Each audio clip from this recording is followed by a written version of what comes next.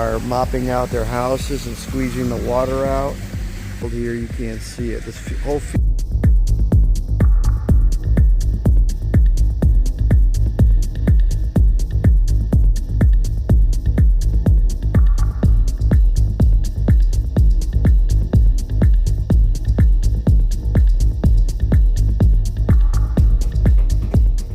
In Jaco on the downtown road. This is an hour and a half, 2 hours after the flash flood. But all over the main road, and everybody's sweeping their stores out.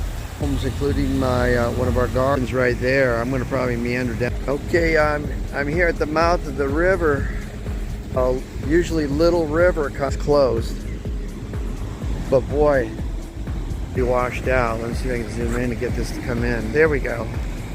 Or even 20 feet of real shallow stuff.